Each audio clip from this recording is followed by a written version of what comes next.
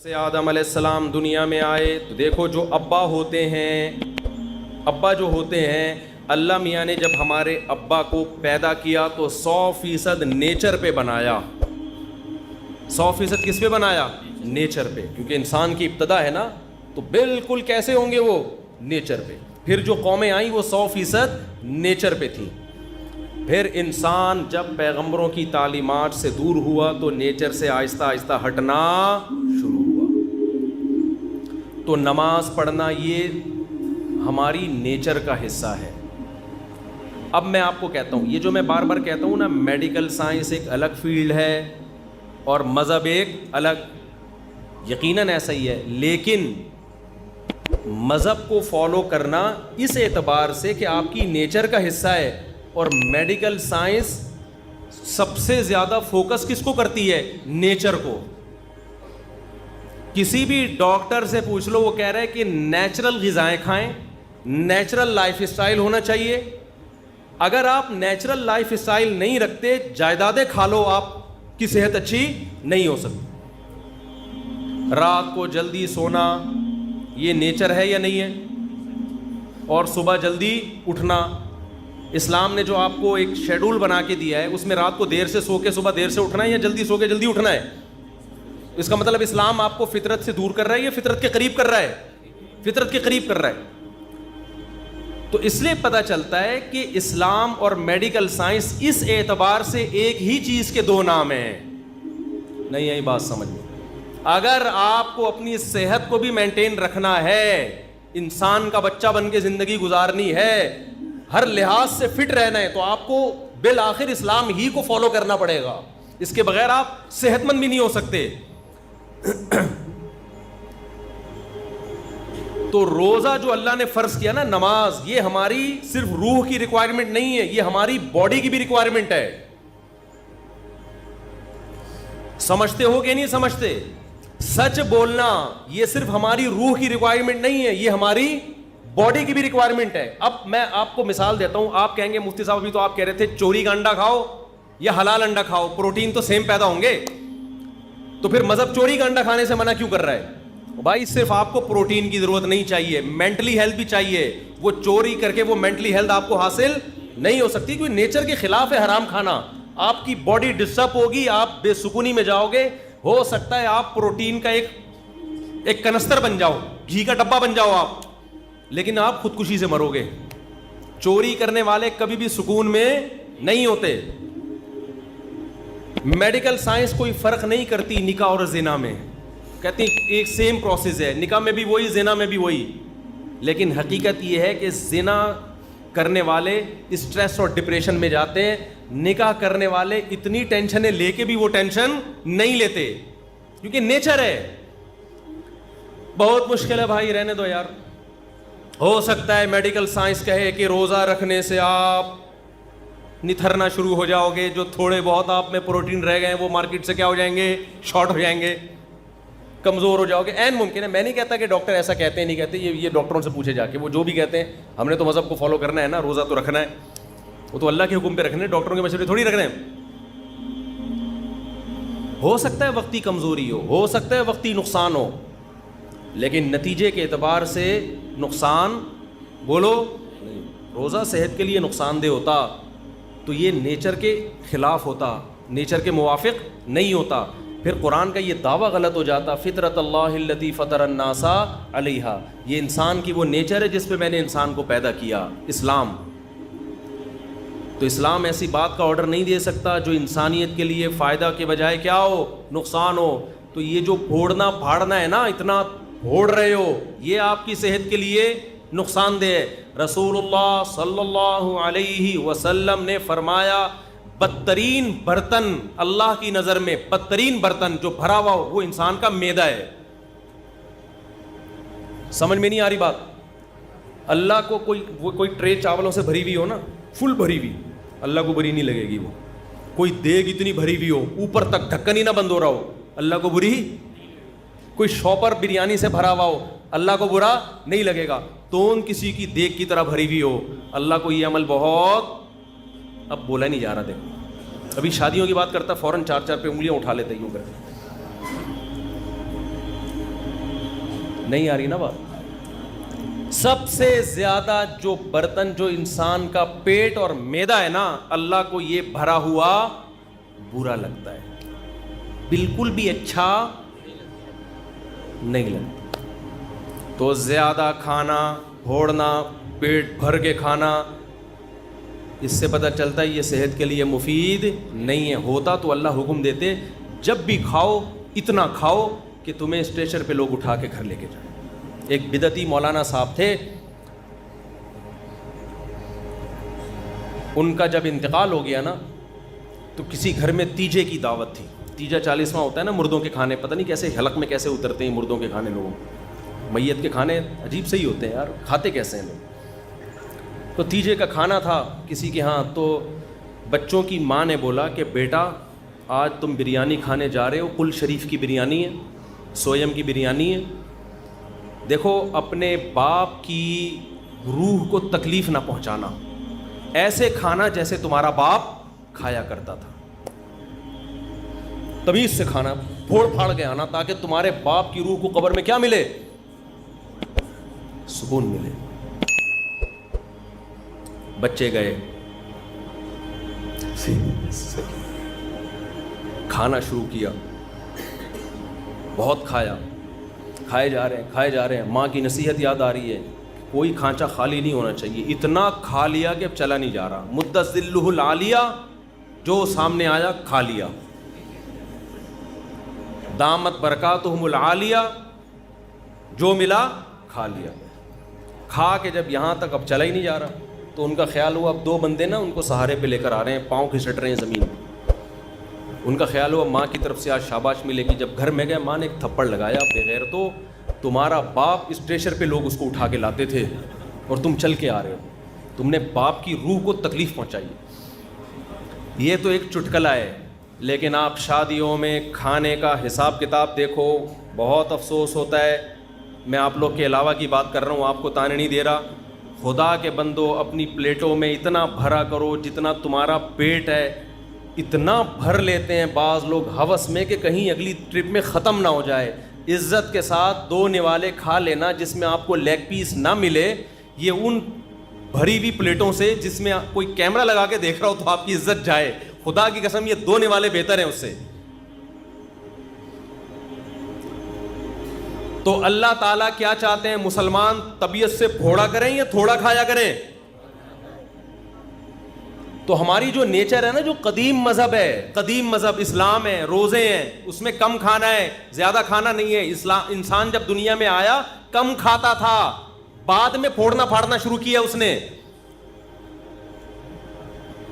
اللہ ڈاکٹروں کو بھی ہدایت دے، ہم سے تو اچھے ہی ہوں گے، میں میڈیکل سائنس میں ٹانگ نہیں اڑاتا، ڈاکٹروں کی فیلڈ ہے۔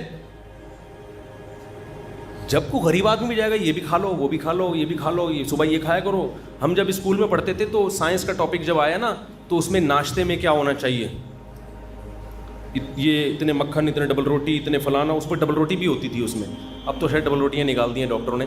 پھر دوپہر یہ ہونا چاہیے، پھر شام کو یہ ہونا چاہیے۔ ہم نے کہا بھائی یہ کیا کر رہے ہیں، یہ کیا کھلا رہے ہیں ہم کو؟ لیکن ہم سمجھتے تھے کہ یہ ضروری ہے صحت کے لیے۔ ہمیں قرآن میں، حدیث میں 2 ٹائم کے کھانے کا تذکرہ ملتا ہے۔ ناشتے کا لفظ عربی زبان میں، قدیم عربی میں نہیں ہے، یہ بعد میں آیا ہے۔ یہ گوروں کے، انگریزوں کے دنیا پہ جب حکومت ہوئی ہے نا، اس کے بعد ناشتہ بھی آیا، چائے بھی آئی، بسکٹ بھی آئے، ڈبل روٹیاں بھی آئی۔ یہ مسلمانوں کا کلچر نہیں ہے۔ ہمارا کلچر نمکین لسی تھا، کولڈ ڈرنک نہیں تھا۔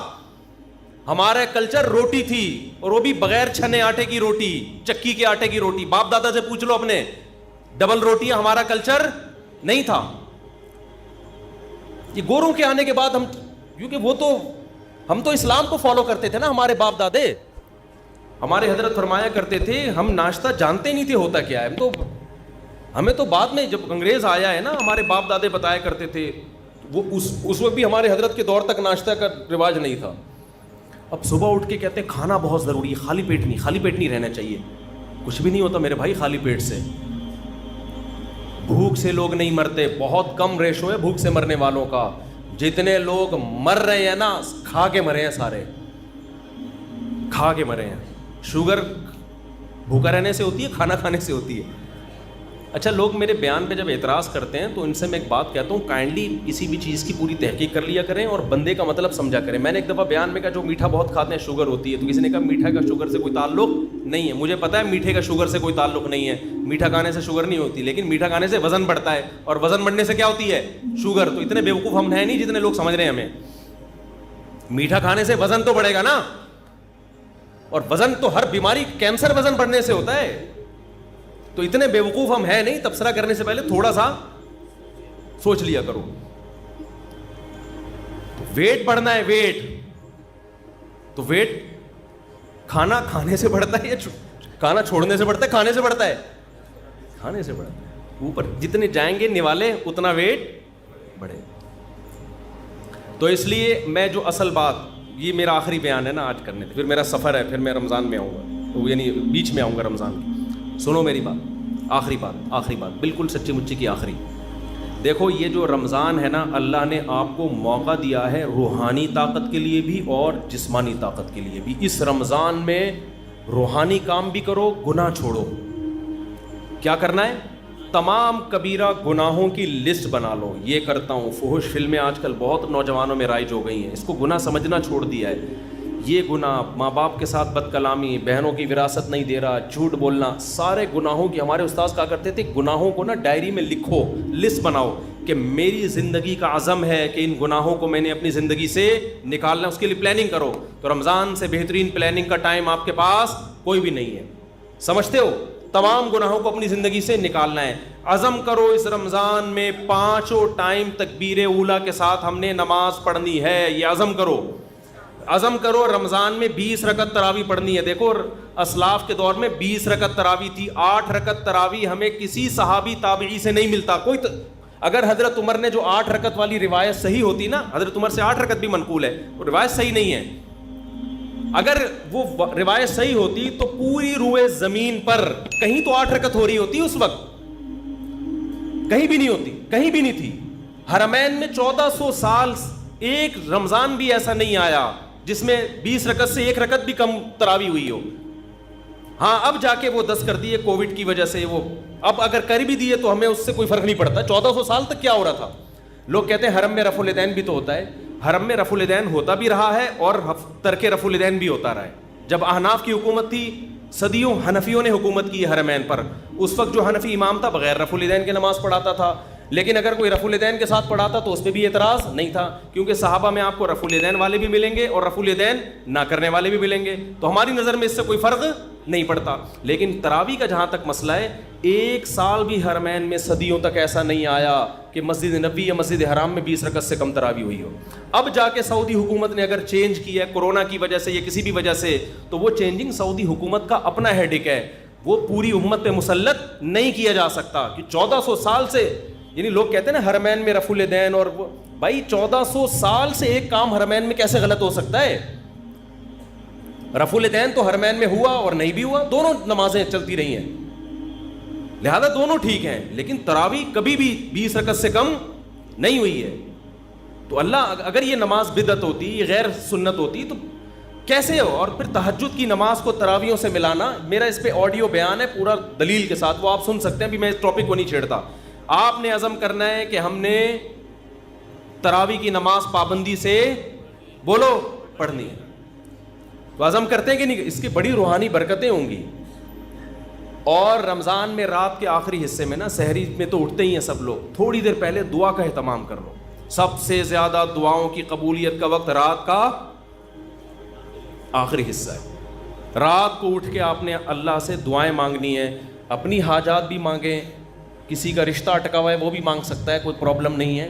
لیکن زیادہ فوکس آپ نے کرنا ہے ہدایت کو, کہ اللہ میں نے جو گناہوں کی لسٹ بنائی ہے نا, میری زندگی کو کیسا کر دے, چینج کر. داڑھی کی توفیق دے دے مجھے, مجھ سے سود چھڑوا دے, مجھ سے یہ برائیاں, میں فحش فلمیں دیکھتا ہوں, اے اللہ یہ عادت مجھ سے, اگر کوئی دیکھتا ہے یہ عادت مجھ سے چھڑوا دے. تو یہ کیا کرنا ہے آپ نے؟ یہ راتوں کو دعا مانگنا ہے. یہ ہوگی روحانی طاقت کے لیے, کیونکہ یہ آپ کو انسان اور گدھے میں فرق کرنے کے لیے, ٹھیک ہے نا. دوسرا کام آپ نے جسمانی طاقت کا بھی کرنا ہے. نبی صلی اللہ علیہ وسلم نے فرمایا المؤمن القوی احب الی اللہ من المؤمن الضعیف, طاقتور مومن اللہ کو کمزور مومن سے زیادہ محبوب. تو رمضان آپ کو طاقت بنانے کا ایک بہترین موقع, کیونکہ ہماری صحتیں برباد ہوتی ہیں پھوڑنے اور پھاڑنے سے. پھوڑنے کا مطلب کھا لیا, اور پھاڑنے کا مطلب 6 گلاس لسی کے اس کے اوپر. تو آپ نے کھانے پہ کنٹرول کرنا ہے رمضان میں. اللہ تعالیٰ آپ کو عادت ڈال دیتے ہیں کہ صبح سے لے کے شام تک آپ بھوکے رہتے ہیں. عام دنوں میں یہ پاسبل نہیں ہوتا, بھوکے رہنے کی عادت پڑ جاتی ہے. تو اس عادت کو مینٹین کریں, بھوکے رہنے سے کوئی نقصان نہیں. اچھا یہ ذہن میں رکھو, بہت سے لوگ کہتے ہیں رمضان میں ہمیں کمزوری ہو رہی ہے. کمزوری نہیں ہوتی, چونکہ ہمیں میٹھا کھانے کی عادت پڑ چکی ہوتی ہے. گلوکوز لیول سے, گلوکوز ہر وقت باڈی میں بھرا رہتا ہے, تو میٹھا بھی ایک نشے کی طرح ہے. جب وہ نہیں ملتا تو انسان کو پریشانی ہوتی ہے, اس پریشانی کو وہ ویکنیس سمجھتا ہے. جن کو میٹھے پھوڑنے کی عادت ہے نا, روزانہ 6 لڈو کھاتے ہیں, ان کو جس دن 5 لڈو ملے نا, ان کو کمزوری محسوس ہوگی. مجھے لڈو کھانے کی عادت نہیں ہے, مجھے لڈو نہ ملے مجھے کوئی کمزوری نہیں ہوتی. تو میٹھے کی عادت پڑتی ہے, تو جب وہ میٹھا نہیں ملتا تو کمزوری محسوس ہوتی ہے. وہ کمزوری نہیں ہوتی, وہ کمزوری کے نام پہ دھوکہ ہوتا ہے. اس کا حل یہ کہ چھوڑ دو تو یہ ٹھیک ہو جاؤ گے. نہیں یاری بات میرا خیال ہے. تو آپ نے کیا کرنا ہے بھائی, صبح سحری میں پھوڑو نہیں, تمیز سے کوئی تمیز کی چیزیں کھا لو, اور افطاری میں بھی تمیز سے تمیز کی چیزیں کھا لو. وہ میں تمیز کی چیزیں بتا نہیں رہا آپ کو کیا ہے, وہ ڈاکٹروں سے پوچھ لو, حکیموں سے پوچھ لو, وہ میں نہیں بتاؤں گا کیونکہ میرا شعبہ نہیں ہے. ہو سکتا ہے پکوڑے والوں کا بزنس بند ہو جائے, سموسے والوں کا بیچاروں کا, کہہ رہے ہیں رمضان میں تو ایک ہمارا بزنس چل رہا تھا, ہمارے کیوں بزنس پہ لات مار رہے ہو. تو آپ 2-3 چیزوں پہ تھوڑا کنٹرول کر لیں, ایک آئل اور ایک چینی. سمجھتے ہو, کوکنگ آئل کو چھوڑ دو, نکال دو اپنی سے. یہ کوکنگ آئل جو بازار کی چیزیں جو بھی آ رہی ہیں نا, یہ خوب سمجھ لو یہ بزنس ہے, اس کا آپ کی صحت سے کوئی تعلق نہیں. کل میں نے دیسی گھی اپنے گھر میں خود نکالا, میں نکالتا رہتا ہوں, حالانکہ مجھے گفٹ میں بھی لوگ دے جاتے ہیں دیسی گھی, پھر بھی میں گھر میں اپنے ہاتھوں سے نکالتا ہوں. میری گائے ہے, میری بکری ہے, اسی کا بکری کا گھی بھی نکالا اور گائے کا گھی بھی نکالا. کل میں نے اس کا ولاگ بنا کے سوچ رہا ہوں چینل پہ ڈال دوں, بنا لیا, سوچ رہا ہوں چینل پہ ڈال دوں. اور اس میں بتا رہا ہوں کہ میں گھی نکالنے کے طریقے نہیں بتا رہا, یہ نیٹ پہ آپ کو بہت اچھے مل جائیں گے. میں صرف یہ بتا رہا ہوں کہ آپ گھر میں جب فارغ ہو نا, تو ان ایکٹیویٹیز میں اپنے آپ کو کھپائیں. PUBG سے آپ کی جان چھوٹ جائے. ایک واشنگ مشین لے لے, 10-15 ہزار کی پلاسٹک کی آتی ہے. جلدی جلدی بتا دوں, دودھ بوائل کیا آپ نے, ملائی نکال کے جمع کرتے رہیں, گھر والوں سے کہیں, وہ جب فریزر میں اوپر جمع ہو جائے گی تو پھر ایک دن نکال کے اس کو واشنگ مشین میں الٹا کر کے ڈال دیں, اور آپ اللہ بھلا کریں, نیٹ پہ سارے طریقے آپ کو مل جائیں گے. اور پھر آپ نے جلدی سے اس میں ٹھنڈا پانی ڈالا اور واشنگ مشین کو ڈرن کر کے گھما دیا, اوپر مکھن آ جائے گا, مکھن نکال کے گرم کیا, گھی. پہلے زمانے میں یوں کر کے نکالتے تھے, اس میں اپنا گھی زیادہ نکلتا تھا, گائے کا گھی کم نکلتا تھا. اب یہ سہولت سائنسی ترقی سے ہو گئی ہے کہ واشنگ مشین پلاسٹک کی لے لیں یا کوئی بھی اسٹیل کی, ڈرن گھمایا, نکال لیں. جب تک دکانوں سے اور بازاری چیزوں سے اپنی جان نہیں چھڑاؤ گے, صحت گئی تیل لینے, ٹھیک ہے نا. اور اب تو ڈاکٹر بھی کہہ رہے ہیں دیسی گھی کھاؤ بھائی, ڈاکٹر بھی کہہ رہے ہیں کہ یار یہ آرگینک چیزوں پہ آ جاؤ. تو یہ کام کریں گے, ذہن بھی خوش رہتا ہے انسان کا اس سے, اور فضول ایکٹیویٹیز سے بھی بچا رہتا ہے آدمی. تو اب تو ڈاکٹر بھی کہہ رہے ہیں کہ گائے گھر پال کے دودھ پی لو تو ٹھیک ہے, بازار کے بھینس کا کوئی بھروسہ, ٹیکے لگا کے پتہ نہیں کیا نکل, خیر ڈبوں سے پھر بھی بہتر ہے. تو آپ رمضان میں نا میٹھا کم کر کے اپنی صحت کو بہت اچھا بولو کر دیں. بازاری چیزیں کیا کر دو, چھوڑ دو. شربت پینا ہے تو شہد اور لیمن ڈال کے پی لیا کرو. میں بھی چینی پی لیتا ہوں, اتنا نیک میں بھی نہیں ہوں جتنا ممبر پہ لگ رہا ہوں آپ کو, لیکن کوشش تو کر سکتا ہے نا انسان, باتیں تو اچھی کرے نا آدمی. تو اس رمضان میں نا تھوڑا سا خوراک پہ کیا کر لو, کنٹرول کر لو, اچھی چیزیں کھا لو. اور جو غریب آدمی جو بیچارہ نہیں کھا سکتا, تو غریبوں کی صحت ویسے ہی ٹھیک رہتی ہے. یہ سارے مسئلے مالداروں کے ساتھ ہیں, جن کے پاس پیزا اور برگر کھانے کے بہت زیادہ پیسے ہوتے ہیں. غریب آدمی کو تو جو ملا کھا لیا, اور اس کی باڈی کو ٹھا کر کے لگتا بھی ہے کہ ملتا کم ہے نا بیچارے کو. وہ اگر 2 لڈو کھا بھی لے گا نا, تو سارا دن میں 2 لڈو کچھ نہیں کریں گے, وہ طاقت ہی دیں گے اس کو. تو جس کے پاس پیسے ہیں وہ بھائی آرگینک چیزوں پہ آ جائے, اور کھجور کو فوکس کرے افطاری میں, اور تلی ہوئی چیزوں کو تھوڑا مارکیٹ سے شارٹ کر دے. کچھ نہیں مرے گا انشاءاللہ. آپ سمجھیں گے میں مر جاؤں گا, ایسا نہیں ہوگا. وقتی کمزوری ویکنیس ہوگی آپ کو, لیکن 1 مہینے بعد جب آپ دیکھیں گے نا یار یہ تو کیا ہو گیا, ہٹو بچوں, آپ کی آنکھوں میں نگاہیں تیز ہو جائیں گی, سماعت بڑھ جائے گی, ایسی باڈی ایکٹیو ہو جائے گی, آپ کو لگے گا میں مفتی صاحب جو 4 شادیوں کی بات کرتے ہیں غلط نہیں کرتے. بہترین بات کی تھی مفتی صاحب. ابھی تو آپ کو لگے گا یار یہ کیسی باتیں کرتے ہیں مفتی صاحب 4 شادیوں کی. تو آپ ذرا 1 مہینہ روزہ رکھ کے دیکھیں نا, تمیز سے, پھوڑنا پھاڑنا کم کرنے, کھجلے پھینیاں نہ کھائیں سحری میں, تمیز کی چیزیں کھا لیں. وہ ڈاکٹر حکیموں سے پوچھیں کیا کھانا ہے, تو تمیز کی چیزیں کھا کے اپنی صحت کو کنٹرول کریں. تھوڑی سی توندیں تھوڑی سی پچکیں گی, تھوڑا کولیسٹرول لیول کم ہوگا, یا کولیسٹرول کم نہ بھی ہو, فیٹ تھوڑا کم ہوگا, تھوڑے نتھریں گے, تھوڑے باریک ہوں گے, تھوڑا وزن کم ہوگا, پھرتیلی آئے گی باڈی میں, ہٹو بچو ہو جائے گا. آئی بس سمجھ کیا ہو جائے گا, ہٹو بچو, ایسے فٹ فاٹ. جی ہاں وہ میں بھی اعلان کرتا ہوں اس کے بعد. تو یہ بھی آپ کو رمضان میں اللہ نے چانس دیا ہے. اللہ تعالی ہمیں روحانی اور جسمانی دونوں صحتوں کو اس رمضان میں